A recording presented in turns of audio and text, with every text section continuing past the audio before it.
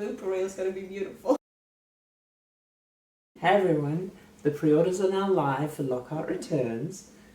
You did a lovely reading at the tea party. Yes. And we thought we'd preview it for you all. Yes. And if you did get an advance copy, I hope you give us a review. And for those of you who missed, here's the reading. Bye-bye. Thank you so much, darling. So thank you all again for coming to this launch party. As is tradition, I will read a little bit for you guys. Last time we did the first chapter, but this time let's do it a little bit differently. What's the occasion? Hey, I'm talking to you guys. Why all dressed up? A guy leered at them at the bus stop. Ramona sighed and closed her eyes. Valiant rolled her eyes. Always happened when they were out in part of the region she left her car. She wondered if they could ignore the guy. Psst, bitches. The guy muttered and walked off. Well, that was one of the better outcomes. Ramona checked the board. Well, the bus should be here soon. Her voice went up an octave as a woman reached out and started hiking her skirt up. A pair of frilly purple bloomers with elaborate lace briefly came into view, surrounded by the frills of the bottom of her petticoat. Could you keep your hands to yourself? She squeaked and took a step back, straight into George, who caught her and easily switched places with her. I just wanted to see what held it up. Don't need to be so rude. The young woman huffed. You're the one sticking your hands on the people's skirts, lady, Ramona bustled. George simply looked at the woman over her sunglasses.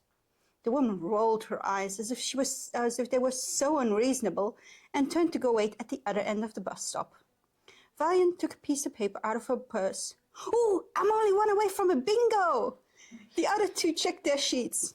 Huh, I would have thought we'd have gotten the old, are you in a play by now? Ramona shook her head. Valiant peeked over. You do have what's the occasion. Don't forget to mark that off. Oh, yes. She grabbed her stamp pen and marked off the square. Ramona huffed as she checked her sheet. I got bingo. There's the Slice Streets paparazzi. Ramona nodded at the guy trying to take a sneaky shot of them. Valiant angled her parasol slightly to block his view. Nice spot. Congrats. Valiant grinned and checked her sheet. You got lucky this week. We don't get the What Are You Cosplaying one that often outside of conventions. I'll give you your prize when we get home. Ramona pumped her fist subtly. George shook her head. Bus is coming. She folded her parasol away. The bus was pretty empty as they piled on and made their way to the top deck, letting George grab the shadiest spot.